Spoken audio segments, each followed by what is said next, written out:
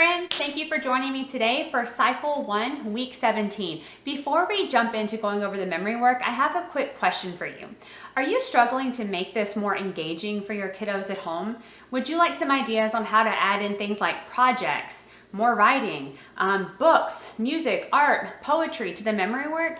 If so, then this content is for you, because as we're walking through the memory work, I'm going to share with you some things that I do to make this more engaging for my kiddos at home, and we have a lot of fun doing it. Everything that I'm going to be talking about today can be found listed day by day, subject by subject, in my lesson plan that I've included in the description of this video. My heart is really to help you mamas and dads out there who are teaching your kiddos at home have a way to really engage this material that maybe if you don't have a teaching background like me, it feels like you're reinventing the wheel every week. So I just want to offer this as a resource to help you. But let's go ahead and jump in, and we're going to be starting with math. So this week in math, we are looking at the area of a square. Last week, we talked about how we're going to set it to the tune of the song 99 Bottles. So this week, we are hearing it like this. The area of a square is length of its sides squared. The area of a square is length of its sides squared. Okay, so just reciting that tune can help your kiddos memorize that equation. Going to English, what I'm going to do with English on Community Day is I'm actually going to use my spinner. We're going to use a funny voice spinner, and every kid is going to get a chance to spin this, so we get all of our 7 repetitions in. These spinners are really great. I just bought them on Amazon in a pack of 5, I believe, and I can link that in the description if you'd like to buy these. They spin really well, and I just take a Sharpie and write in funny ways to say it on here. So we're looking at may, must, might. So let's see. I'm going to spin it, and it landed on hop on one leg. So my students are going to have to stand up and hop on one leg as we say it. Some other ones are you have to whisper it. You have to plug your nose and say it. And I actually make a few of these so that way I can mix it up week by week, and we have some fun ways to go through and say our English.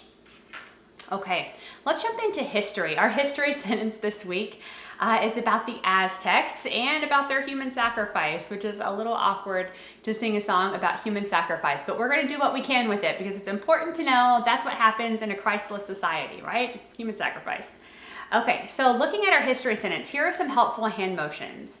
The Aztecs used pyramids. So during this part of the song, it's a slower song, and we are going to use our hands to build the square temples, the square pyramids that the Aztecs built. I really want our students to understand these were not pointed pyramids like the Egyptians. These were much different. These are the pyramids of Mesoamerica. So the Aztecs used pyramids in rituals of human sacrifice. So once we have our pyramid built for human sacrifice, we're just going to drop our head. We don't want to make it too gory, especially let the boys run wild with this, so we're just going to drop our head.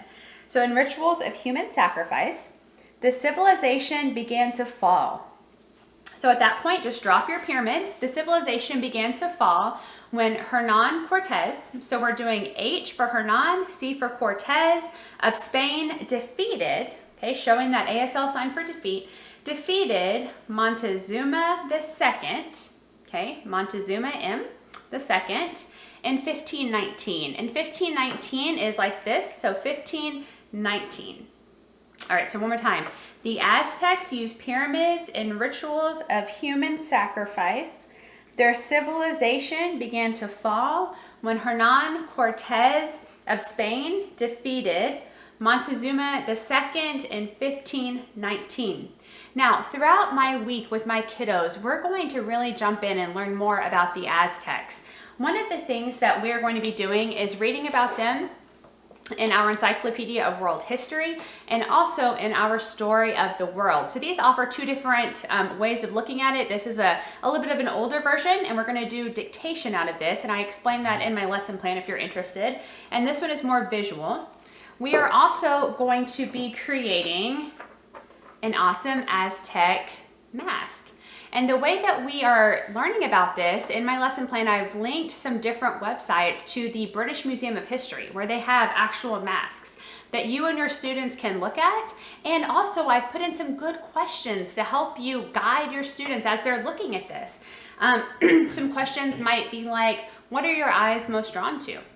How do you think that the Aztecs made their different pieces stick to the mask? What are these pieces maybe made out of on these Aztec masks? So I actually list for you questions that you can ask your students at home to help guide their thinking.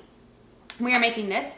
Another project we're doing at home is we are making an Olmec, Mayan, and Aztec pyramid of knowledge. Okay, so if you would like to learn more about that, please do check out the lesson plan that's linked, and it lists it all out for you in great detail, but I won't waste your time here talking about that. Okay, moving on to geography. Geography is going to be set to the tune of The Saints Go Marching In. And this week we were looking at certain African countries, okay, and the tune goes like this. African countries, Ethiopia, Mozambique, Zimbabwe, South Africa, Madagascar. You're welcome for that. Okay, so that is the tune that we're going to be singing it to on Community Day. I will probably allow my students to do something like taking different letters and putting it on the place of the map where they go. So M for Madagascar, Mozambique, E for Ethiopia, S for South Africa, so on and so forth. Now, throughout the week with my kiddos at home, we go through a progression. First, we fill in a blank map. Okay, so just something like this. We're going to fill in a blank map with our countries. As the week progresses, I'm going to take away the crutch of having the outline because our students need to learn how to sketch the outline of continents by themselves. This is just another level of thinking, another level of skill that it's going to take. And then I also talk about my lesson plan, some different ways to make that fun. But we are going to move through that in the lesson plan. If you would like more on that, then please, I encourage you to read that. Okay, let's go to Latin. This week we are in second declension noun endings. These second declension noun endings are made up of sounds that we don't say a whole lot in our language, but what I have done to help is I have put them to some very common pictures that our students will certainly know how to say. So for second declension noun endings, I created this chart, and I'll link it below if you want to print it off and use it at home or even in your community day. That's totally fine. So first one is us as in octopus, E. So even though it's an I, it's actually pronounced E. So this picture will help your students. E, this is O as in oh no, and as in vacuum, and O as in oh no again. Going to the plural second declension noun endings, we have E, orum. So I have boat oars for orum. East as in geese. Os, these are ghosts. So os as in ghosts, and then east as in geese again. And like I said, feel free, print this off and use this if it's helpful to you. Okay, going to science. We are doing parts of a volcano this week. How fun. So at home this week, we are making a volcano, just a simple one out of baking soda and vinegar. It's simple for us, but our kids are gonna love it. So I have linked that in my lesson plan as well if you would like that. We are also going to be adding in some art. So this was actually done by my 4-year-old. She did a great job on this. And so coloring, adding in some fun different elements to that. So on Community Day, parts of a volcano, how this is going to work. I actually drew a picture of a volcano on my board, and what I'm going to do is have each student come up and take the pointer, and they are going to list the parts of the volcano, and as they go up the volcano, they're going to get louder, like the volcano is going to explode. Now at home, we're going to be using different hand motions to help us practice this. So for magma, we have magma. And then vents, I'm going to use V and also do this because the vents come out of the side of the volcano. So V, and also they do sort of look like V's coming out of the volcano. We have crater, and then we have the lava that comes out and goes down the side, and gases. Okay, so at Community Day, it could look like this. Magma, vents, crater, lava, gases, and you get louder as you go, like a volcano erupting, and it's super fun. Okay, last but not least, let's jump into our timeline and our hand motions. Now, I will say at home, timeline is something that we practice every day, 3 to 5 times, but I typically don't go in depth on the timeline like I do on the history sentence. I let the history sentence be our guiding post for the week's history, and I let the timeline be like an ancillary or just add on as we're laying the foundation for studying these events deeper in the future. So Napoleon crowned Emperor of France. We're going to do an N, and we're going to go from our shoulder down to our waist, that symbol of royalty that we've done many times. So Napoleon crowned Emperor of France. And we're going to make our sign language F, but we're going to flick it because, you know, everything in French is fancy. So Napoleon crowned Emperor of France. Next is going to be liberation of South America. So for liberation, we're going to show first what looks like a bondage, okay? And then we're going to break free. So liberation of South America. This is the sign language S, and we're just going to draw it down for South America. Next is the War of 1812. So this is war, and 1812 is the first war, one of the first wars that used bombs. So we're going to say War of 1812, and I think you'll be able to fit just a couple of explosions in there, but you can use this symbol for bombs. So War of 1812. The Missouri Compromise. This is a coming together of ideas, so we are going to show Missouri Compromise. So from our mind down to coming together. Missouri Compromise. Immigrants flock to America.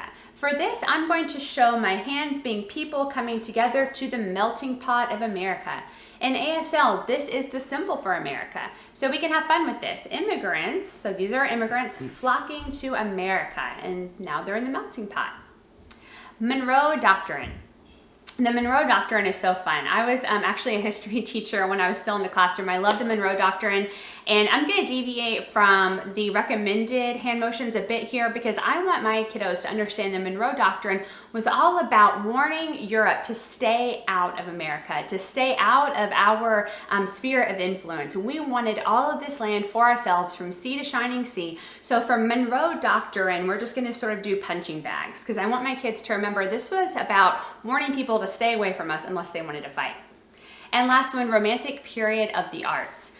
Romance art is all about feelings. As they said, reason is nothing, feeling is everything. So for romantic period of the arts, we're just going to make some really exaggerated facial movements like romantic period of the arts. Just have fun. Get your feelings in there and have a good time with it. Okay, thanks so much for watching. If this content was helpful for you today, then please like this video and subscribe to my channel and hit that bell notification so that way you can be alerted next time a video comes out for the week ahead. Thanks so much for watching.